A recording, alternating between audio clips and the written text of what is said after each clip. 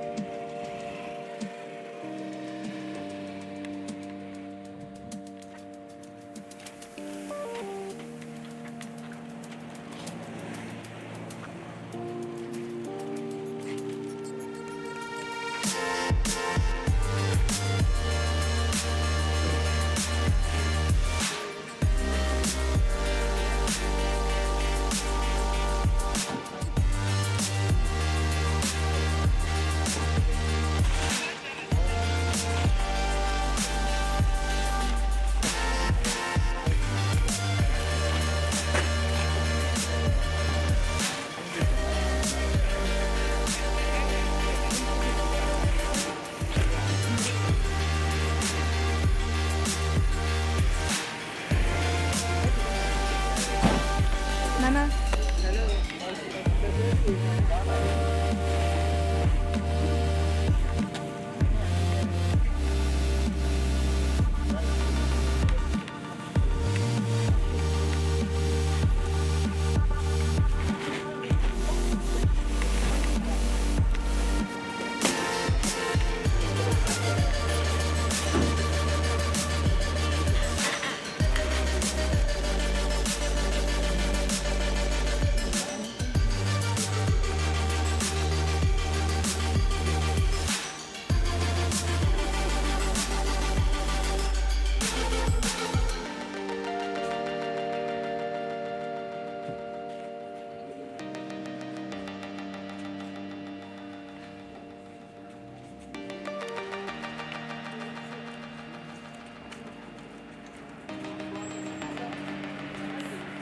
Mo yami, yes, the mo yami. Saturday, as a man, Yankopon is that, and then the day, Yankopon and Adam. I don't know, anyway, yes, to cast and be. I say, may I na my shop. Na me defi adeno so amehwem. Na me ho kire no so amabua. Na onipa ne bi said na me wura na hefa. E na wo ho kire wa mama boa. Ana defi asa mama hwew. Onam da masam na yati ni nti o se wunua na no ho kire no na ankɔhwa no no. Na chade anya amam. Nti sende bia yi se yegina ha. Mahane mba ntonton so amei. Se yegina ho anyima. Enna me yebaka ye de da seda mo soro so Yankopɔn. Me Yankopɔn ne kan no, me Yesu Kristo kan no.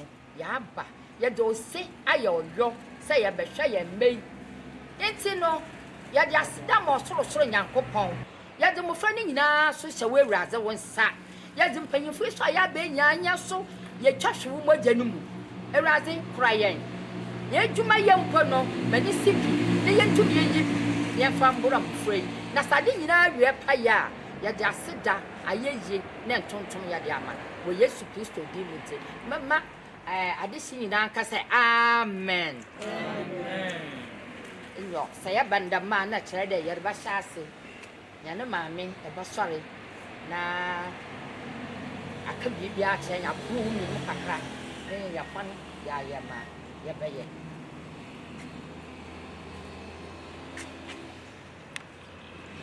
anope ye ba ya inyebon nanano adofo amohie mu ha ye gina ha wo RIDIF anem RIDIF ye ku a ye friend Royals International Royals in Development International Foundation and ye friend RIDIF na anope ye hie mu ha ye hie mu anya ne bone so ye mani nti na ye hia wa ha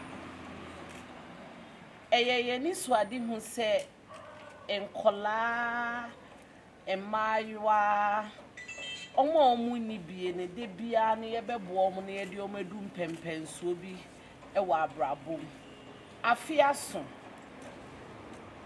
ye tu ye ni ye hwebe nkum ye hwe ni fa nene ye ni kire na ye ni kire tashi home se ye ne ye ma no e ba be kan bom na ye de serie aso ma no nti mu ku ye wa ha ye ma ni nti ne ye bai si ye de serie e ba be show ma no as a foundation RIDIF we are different we want to make them different in a special way ne papa so ba ka kakra da ne papa so de kakra ba ko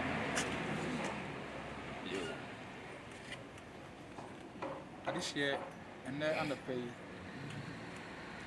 sedia nana kwejiriba kan nana no ma yaka ye ho abom a ye dom eku ye friend RIDIF ye nana hima efiasra abebio owobono ena onya sen enisuade huni se ononkoa na hinie no on fanhye ne fie na mom ofrefre ye nomo a ne ye adwuma be ye na yaka yetira bom na ya dwene ye manye hu eni nkronkro ahia mmoa enkwala a matetena mu enwie peye enu nti ena enne nananom nana himafo yekuo no lawyer fo wom ye wo journalist fo wom ye wo asofo ewo ye mu enu nti no utum so a corporate body enye nananom ko na ya hye ye ho se ye RIDIF no ya kan ye ho abom wo ye ti ha bo hu na wonu ma ye kan ye ho a edimu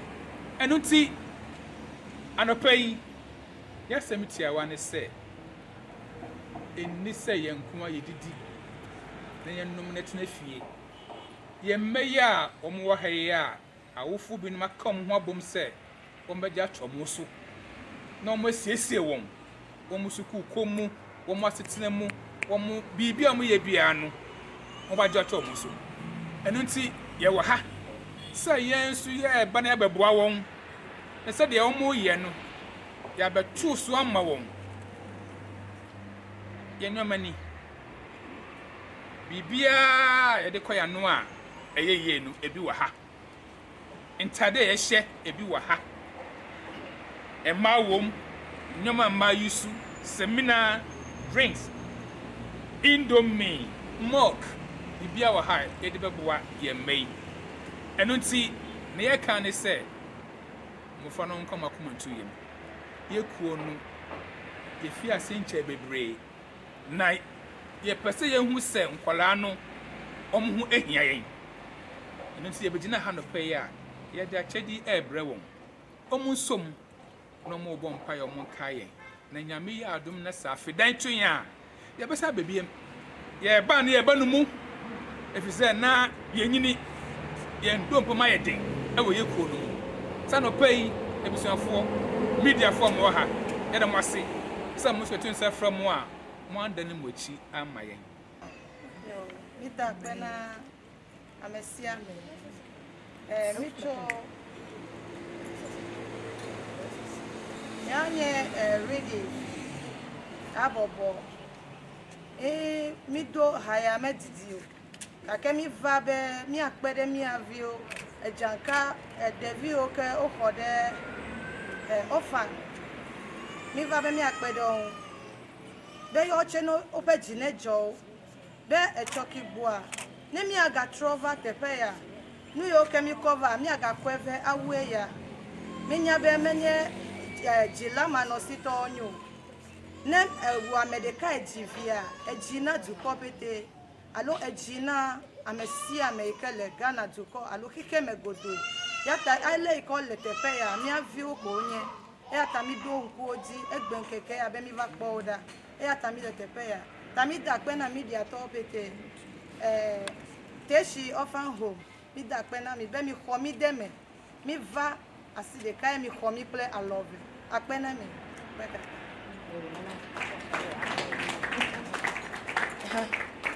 media say yeda me as aside ya media ye ba ma ya me shi wa kase nti ani ma for kase no asese shi ba kase me don RIDIF ekuo ni bi na afiaso na afiso ye didi wo fie bibia but nne awrade so apoa me nyina hia se so ye ma ya dwene mo se nne ye pese ye to nsane enum omo so didi eno nti ne ye hia mu ha se ye da mo ase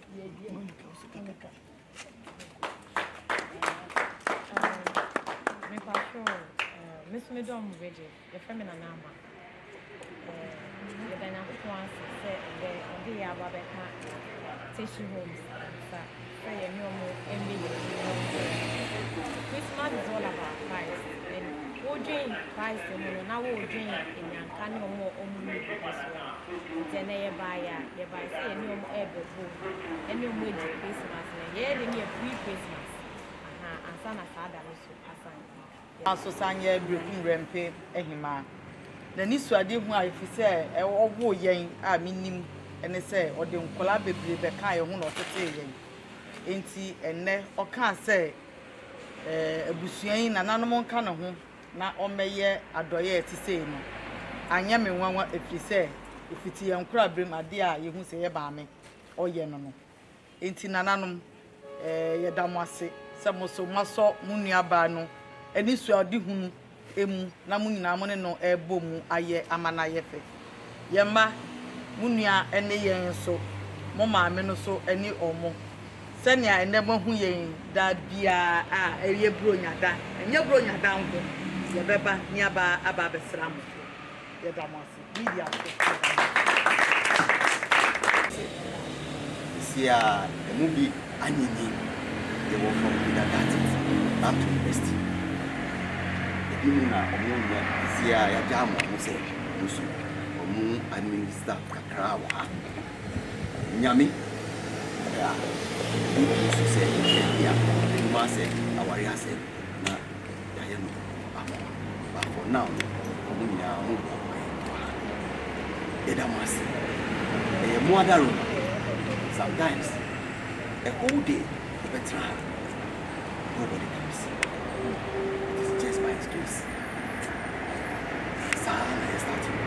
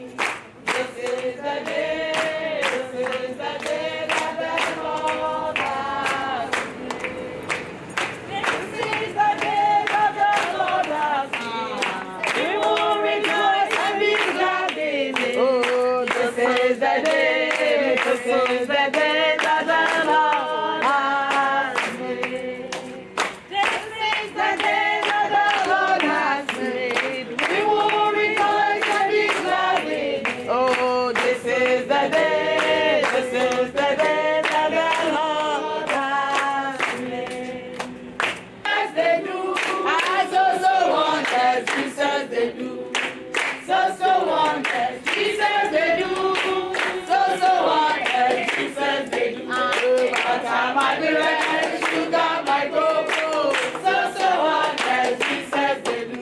Butter my bread, sugar my cocoa.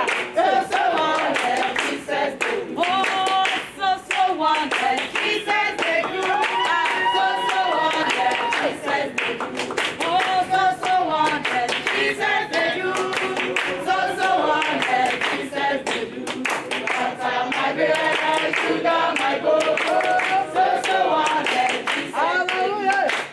Yɛde nneɛma yi ɛma mo ɛwɔ nyame agya nyame ɔba nyame ho kronkron din akwadaa bi a ɔyare ɔde biskit bi bɔ a yesu nti ne ho bɛtɔ no amen amen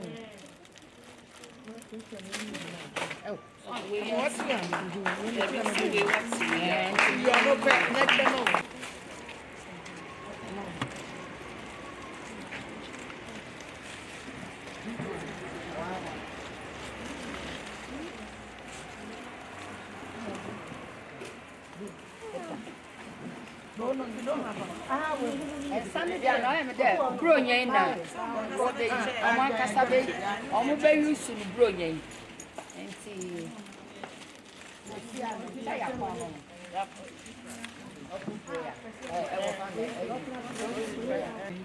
Omu fie aba omo na nso dia. Na se omu di sanome na abeche omu a. Omu so dan ase. Na secretary treasurer can I don't know if you The management of Teshi Children's Home greatly appreciates your interest and assistance through your donation, which we consider a deed worthy of remembrance and emulation to Royal in Development International Foundation. Read it. God richly bless you. Amen. Almost day I say. Already show you We thank them for coming to our aid this morning to come and show love to the children. Royals in Development International Foundation, ye kuwa ye tu ye hu esi ho se ye bedi ema ene mofra asem amom, especially in terms of their needs. Ye be making sure say we are going to empower them through vocational and technical skills. Say ye be making sure say omenya tinabia papa bia almost so much mania ebeto bi anim enu titunti ene yete Royals in Development Foundation na already Royals ewo hodida, but it came in a form of different branches. Na ye wo e-hope na ye founder ne na efiasra bebio nti yete ya che side say ye mane nye nipa ba akopɛ da ye so ba ye betwetwe ahemfo aka e de oma ba be nti ye fa ne say Royals de yete ye de ye nya bosome nan ne ye be ka troma ne say uyi bi ma obi a ohia moa untunwi nyame ebesraw nti ye besraw mu ne say ye ma na e wa ha no omo ndo omo mpam eye no ma ye wa abonten ne ye be so masen amometumi aye etitru for daachi nti se wu yi bi na wo so yi bi obi fofo so yi bi a ene na ebedi mu amometumi edu ba bi omoduro. Yo Midende Nana Kweku Akwakumsin the first Achim Apradi Sanahini Joe Medasi Bebre Eye mofre ya womunti ene ye wo hai womu ye ganamba awufo na brebinti na mana aba ne se ene omwa ha na eye me ene wo ya sede se ye de adwunukuru betai omompanifo e wo ha nachi bi ni se ene ya ba ha ye de bibi abre won yi lakini se aban amanye free education enti omompanifo betumi alenke na musu etumi akọ school akọ manim na minim se so mutumi ehwe nkwala yie mo muso omade sua ene nkrofo mmoa nketenkete no ekoso a se de okay ne yaye mutumi abaye saa ma na abroso na ni na mu no gese ya de adwen papa ta omachi eni se ye one day wonder ya be nei ye mba bi ma ba ye mfe miansa na kwan be no fa so mbedidi enti mesrese adihye bi wo ha omuhia ye mmoa omuhia obi a waga na ha bia ne mmoa nye se wo a wo bi nko na ehia wunya biribi kakra entuma eduane kakra bi ode ba ombaji afize ye mmoa ne adoi na ye ma wo enti minim se ye ka ye ho bomu a enya hanko a bebi ofo na je wo bia ye koye ommoa ye mufrei omawere ho ono musuo ne na befiri omanim enti ne adam akoma tun se ye ko yi de ya wi ata so se bebo nkwala ne mpanifo omhia mmoa mo so omanyi bebi esi na omawere ho ene omusu no efiri omunjen. Thanks for watching.